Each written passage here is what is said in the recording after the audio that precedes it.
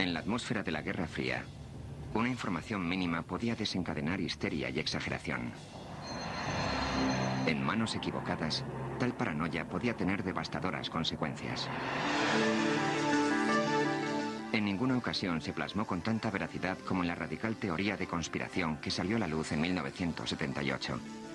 Esta teoría sostenía que los soviéticos estaban a punto de conseguir una superarma del espacio, que aniquilaría blancos norteamericanos desde el espacio. Algunos creían que esta operación ultrasecreta, apodada Harvest Moon, ya estaba empezando a destruir satélites espías norteamericanos, y que pronto les seguirían instalaciones militares e incluso ciudades. Y no se trataba de las especulaciones distorsionadas de un loco. La teoría se sustentaba en los temores del general en jefe George Keegan, jefe de inteligencia de las Fuerzas Aéreas de Estados Unidos.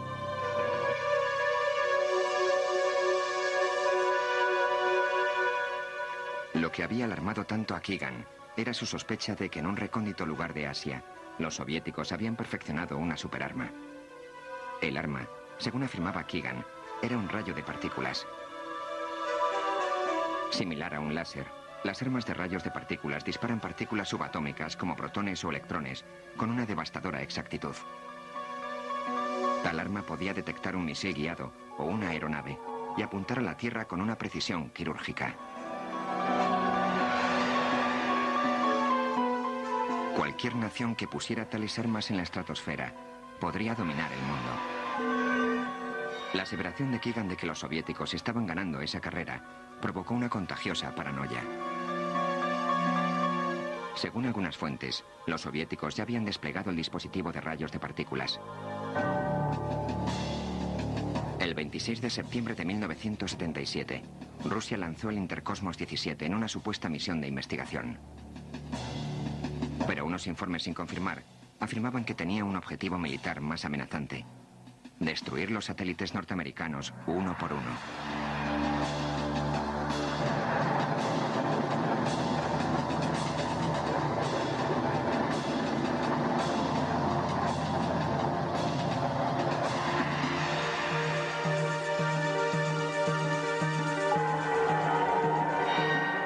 Aunque la CIA no pudo encontrar ni un indicio que apoyara la teoría de Keegan de que los soviéticos estaban desarrollando una eficaz arma de rayos de partículas, el furor que esto creó llevó a la administración Carter a invertir ingentes sumas de dinero en una contraestrategia.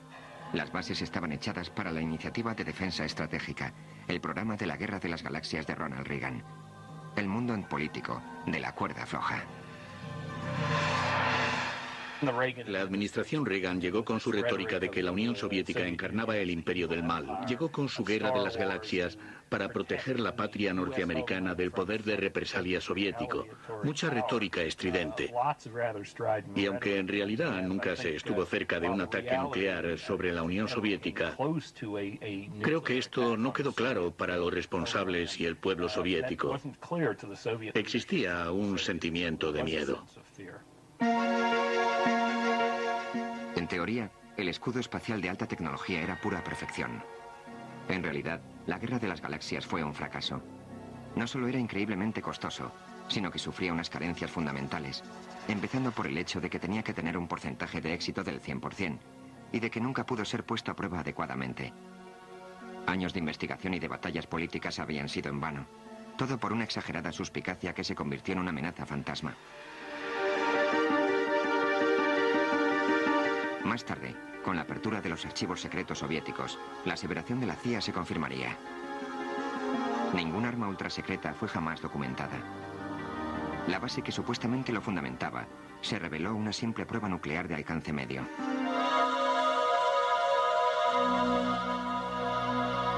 Que los soviéticos planearan atacar los satélites y las naves estadounidenses sigue siendo un perfecto misterio.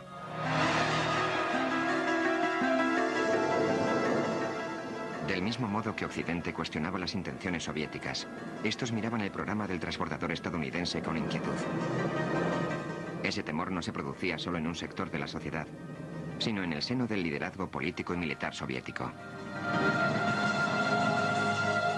Los soviéticos estaban convencidos de que el transbordador era un instrumento para el Pentágono. Lo consideraban un arma antisatélite y una bomba orbital en potencia.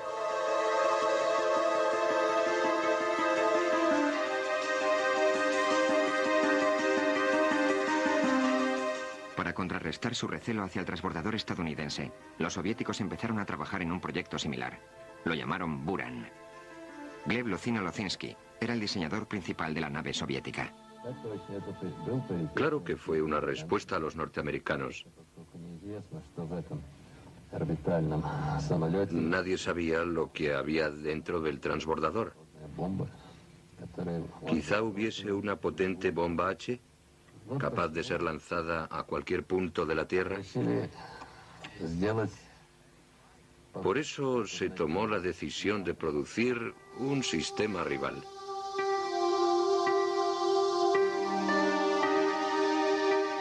La mutua desconfianza de Estados Unidos y la Unión Soviética en una acelerada espiral de acciones y reacciones.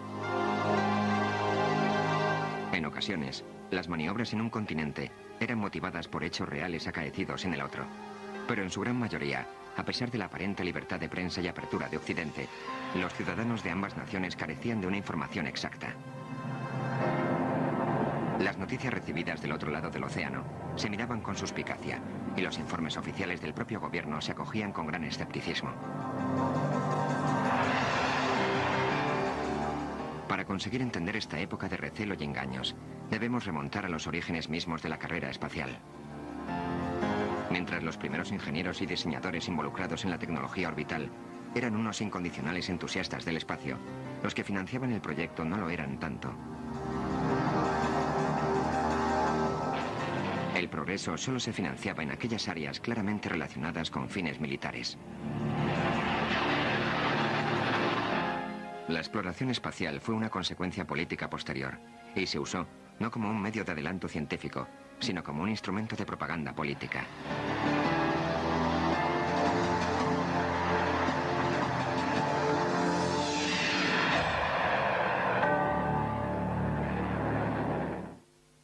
Enseguida volvemos con National Geographic presenta.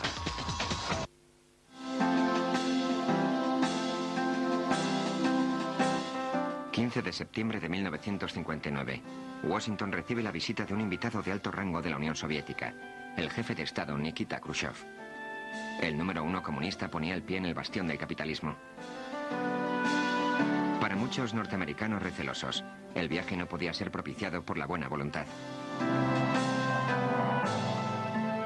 Pronto se hizo patente que Khrushchev estaba de hecho en una misión de propaganda. En su primer día de visita, entregó al presidente Eisenhower una copia de un medallón enviado a la Luna por un cohete soviético. Un poderoso símbolo de la aparente superioridad de los soviéticos en los esfuerzos espaciales. Fue la primera de las numerosas muestras de Khrushchev de superioridad sobre los Estados Unidos, que se convertiría en su sello. Mientras algunos confiaban en él, muchos no lo hacían. Con suspicacia y a la defensiva, el vicepresidente Nixon reconocía los avances soviéticos. Puede que haya ámbitos en los que ustedes no superen, como por ejemplo el desarrollo de vuestros cohetes para la investigación del espacio exterior.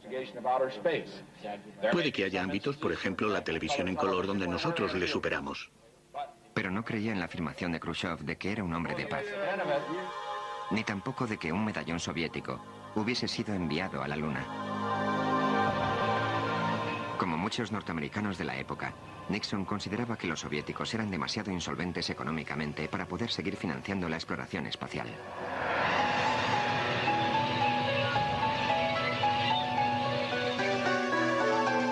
Nixon se equivocaba. Para Khrushchev, el espacio era un inapreciable instrumento de propaganda. El mundo había asociado la exploración del espacio con la superioridad técnica, a la vez que ideológica.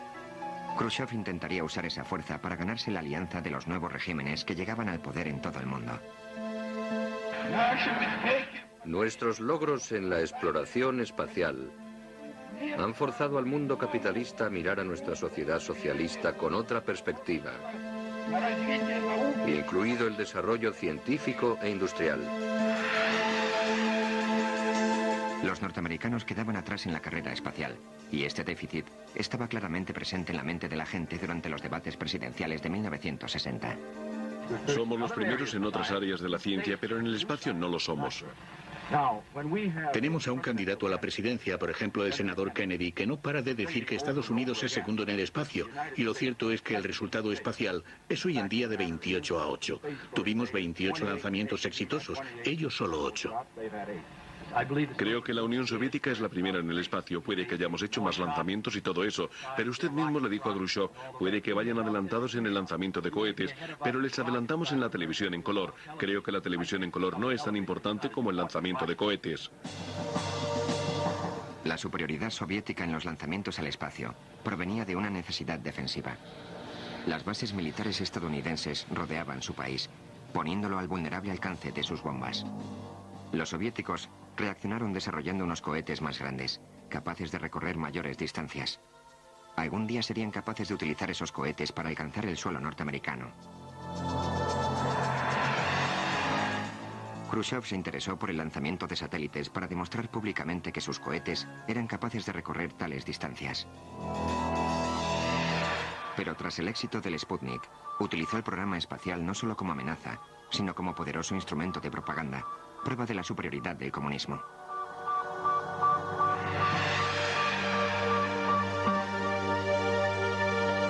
Pero no todo fue política.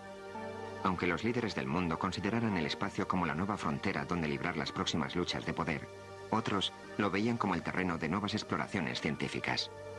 Se plantearon cuestiones prácticas sobre los efectos de la ingravidez y la radiación. También cuestiones filosóficas sobre si el hombre debía o no explorar los cielos. Para encontrar respuestas, la Unión Soviética y más tarde los Estados Unidos empezaron a enviar animales al espacio. Con el lanzamiento de Laika en 1957, los soviéticos demostraron que la vida era posible en el espacio, orbitando a miles de kilómetros de la Tierra. Los responsables se congratularon pronto de sus éxitos, pero silenciaron el desenlace de la historia. Lo que ha aparecido en los últimos años es que el escudo térmico falló en el lanzamiento de Laika y que murió por una sobreexposición al calor y a la radiación. El investigador jefe, Dr. Oleg, ha revelado recientemente que es uno de los experimentos que lamenta, porque sabía que la perra estaba condenada a muerte. Los científicos confiaban en que un ser humano podía sobrevivir a las exigencias físicas del viaje, pero oí las presiones psicológicas. Los animales se aventuraban en el espacio sin darse cuenta de lo que les ocurría. No sufrían anticipación, temor o ilusión. Esos son los demonios de la mente humana. ¿Se volvería loco el hombre en el espacio? Durante sus vuelos, los primeros cosmonautas como German Titov tenían que probar que estaban sanos antes de poder utilizar cualquier equipo a bordo de la nave. Había un bloqueo de seguridad cuyo código estaba escrito en un sobre. La idea era que si el cosmonauta tenía que hacer alguna maniobra, primero debía desempeñar una función normal. Necesitaba abrir un sobre, leer un código y teclearlo en una tabla lógica. Esto demostraba que funcionaba con normalidad.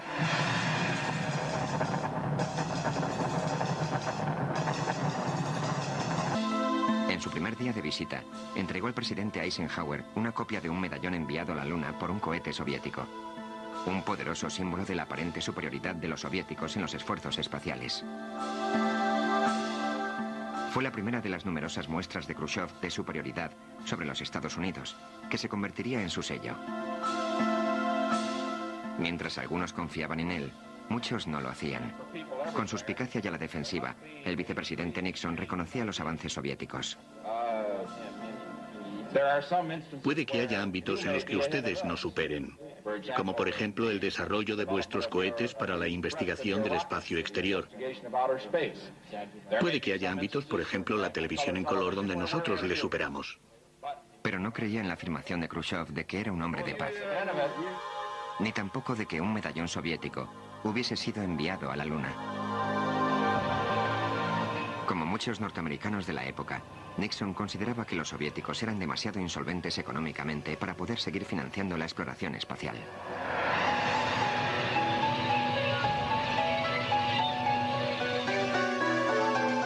Nixon se equivocaba. Para Khrushchev, el espacio era un inapreciable instrumento de propaganda. El mundo había asociado la exploración del espacio con la superioridad técnica, a la vez que ideológica. Khrushchev intentaría usar esa fuerza para ganarse la alianza de los nuevos regímenes que llegaban al poder en todo el mundo. Nuestros logros en la exploración espacial han forzado al mundo capitalista a mirar a nuestra sociedad socialista con otra perspectiva, incluido el desarrollo científico e industrial.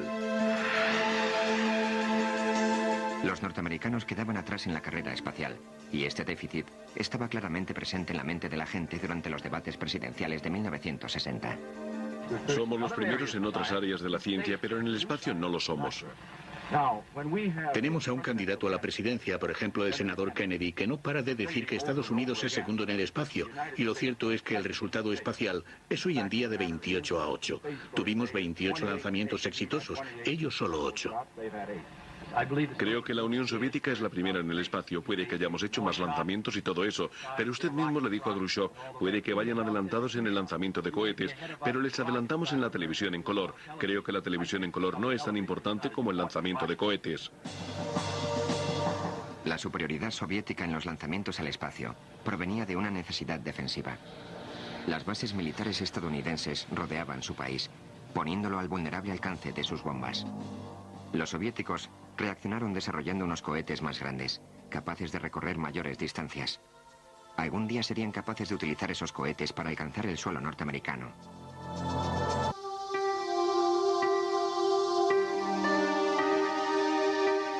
La mutua desconfianza de Estados Unidos y la Unión Soviética en una acelerada espiral de acciones y reacciones. En ocasiones, las maniobras en un continente eran motivadas por hechos reales acaecidos en el otro. Pero en su gran mayoría, a pesar de la aparente libertad de prensa y apertura de Occidente, los ciudadanos de ambas naciones carecían de una información exacta. Las noticias recibidas del otro lado del océano se miraban con suspicacia y los informes oficiales del propio gobierno se acogían con gran escepticismo. Para conseguir entender esta época de recelo y engaños, debemos remontar a los orígenes mismos de la carrera espacial. Mientras los primeros ingenieros y diseñadores involucrados en la tecnología orbital eran unos incondicionales entusiastas del espacio, los que financiaban el proyecto no lo eran tanto. El progreso solo se financiaba en aquellas áreas claramente relacionadas con fines militares. La exploración espacial fue una consecuencia política posterior y se usó no como un medio de adelanto científico, sino como un instrumento de propaganda política.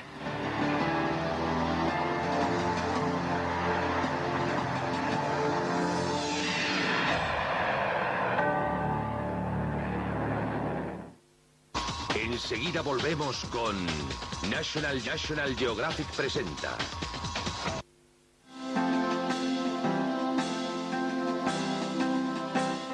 15 de septiembre de 1959, Washington recibe la visita de un invitado de alto rango de la Unión Soviética, el jefe de Estado Nikita Khrushchev. El número 1 comunista ponía el pie en el bastión del capitalismo. Para muchos norteamericanos recelosos, el viaje no podía ser propiciado por la buena voluntad. Pronto se hizo patente que Khrushchev estaba de hecho en una misión de propaganda.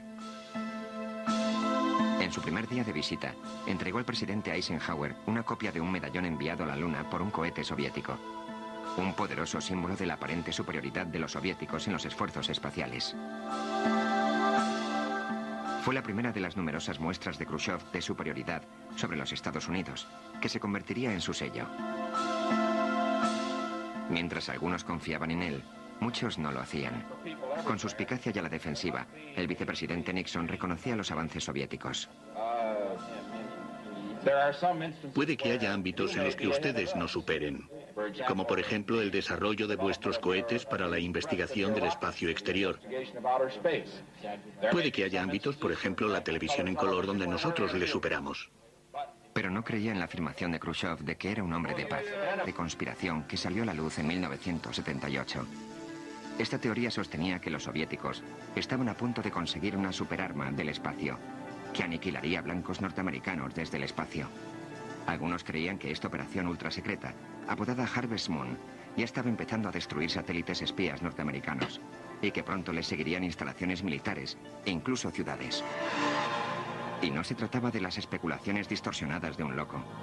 La teoría se sustentaba en los temores del general en jefe George Keegan, jefe de inteligencia de las Fuerzas Aéreas de Estados Unidos.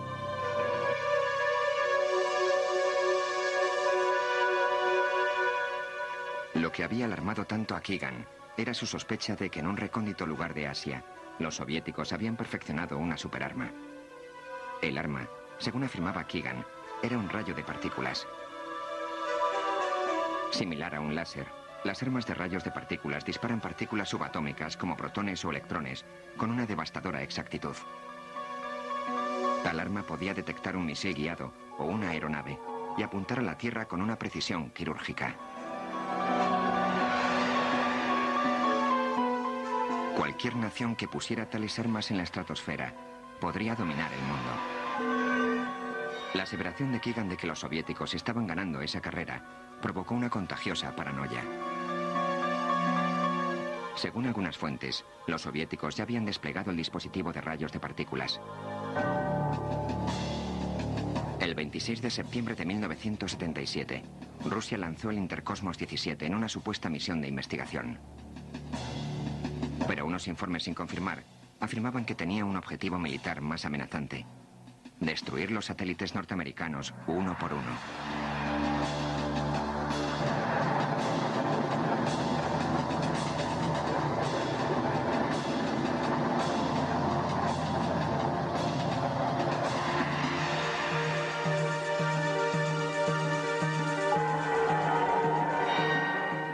La CIA no pudo encontrar ni un indicio que apoyara la teoría de Keegan de que los soviéticos estaban desarrollando una eficaz arma de rayos de partículas.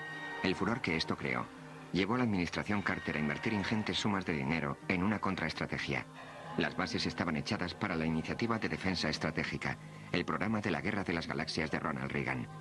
El mundo en político de la cuerda floja. La administración Reagan llegó con su retórica de que la Unión Soviética encarnaba el imperio del mal. Llegó con su guerra de las galaxias para proteger la patria norteamericana del poder de represalia soviético. Mucha retórica estridente. Y aunque en realidad nunca se estuvo cerca de un ataque nuclear sobre la Unión Soviética, creo que esto no quedó claro para los responsables. En teoría, el escudo espacial de alta tecnología era pura perfección. En realidad, la Guerra de las Galaxias fue un fracaso. No solo era increíblemente costoso, sino que sufría unas carencias fundamentales, empezando por el hecho de que tenía que tener un porcentaje de éxito del 100% y de que nunca pudo ser puesto a prueba adecuadamente. Años de investigación y de batallas políticas habían sido en vano, todo por una exagerada suspicacia que se convirtió en una amenaza fantasma. Más tarde, con la apertura de los archivos secretos soviéticos, la aseveración de la CIA se confirmaría. Ninguna arma ultrasecreta fue jamás documentada. La base que supuestamente lo fundamentaba se reveló una simple prueba nuclear de alcance medio.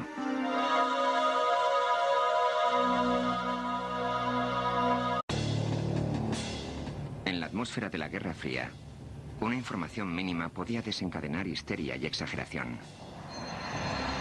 En manos equivocadas, tal paranoia podía tener devastadoras consecuencias. En ninguna ocasión se plasmó con tanta veracidad como en la radical teoría de conspiración que salió a la luz en 1978. Esta teoría sostenía que los soviéticos estaban a punto de conseguir una superarma del espacio, que aniquilaría blancos norteamericanos desde el espacio. Algunos creían que esta operación ultrasecreta, apodada Harvest Moon, ya estaba empezando a destruir satélites espías norteamericanos y que pronto les seguirían instalaciones militares e incluso ciudades. Y no se trataba de las especulaciones distorsionadas de un loco. La teoría se sustentaba en los temores del general en jefe George Keegan. Estaban desarrollando una eficaz arma de rayos de partículas. El furor que esto creó llevó a la administración Carter a invertir ingentes sumas de dinero en una contraestrategia. Las bases estaban echadas para la Iniciativa de Defensa Estratégica, el programa de la Guerra de las Galaxias de Ronald Reagan. El mundo en político de la cuerda floja. La administración Reagan llegó con su retórica de que la Unión Soviética encarnaba el imperio del mal. Llegó con su guerra de las galaxias para proteger la patria norteamericana del poder de represalia soviético. Mucha retórica estridente. Y aunque en realidad nunca se estuvo cerca de un ataque nuclear sobre la Unión Soviética, creo que esto no quedó claro para los responsables y el pueblo soviético. Existía un sentimiento de miedo. Provocó una contagiosa paranoia. Según algunas fuentes, los soviéticos ya habían desplegado el dispositivo de rayos de partículas. El 26 de septiembre de 1977, Rusia lanzó el Intercosmos 17 en una supuesta misión de investigación. Pero unos informes sin confirmar afirmaban que tenía un objetivo militar más amenazante: destruir los satélites norteamericanos uno por uno.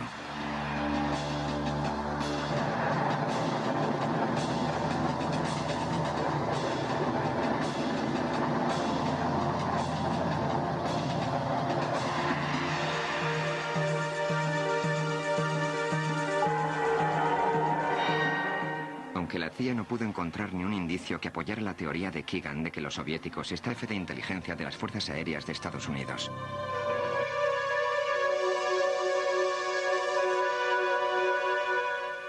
Lo que había alarmado tanto a Keegan era su sospecha de que en un recóndito lugar de Asia, los soviéticos habían perfeccionado una superarma. El arma, según afirmaba Keegan, era un rayo de partículas. Similar a un láser, las armas de rayos de partículas disparan partículas subatómicas como protones o electrones con una devastadora exactitud. Tal arma podía detectar un misil guiado o una aeronave y apuntar a la Tierra con una precisión quirúrgica. Cualquier nación que pusiera tales armas en la estratosfera podría dominar el mundo. La aseveración de Keegan de que los soviéticos estaban ganando esa carrera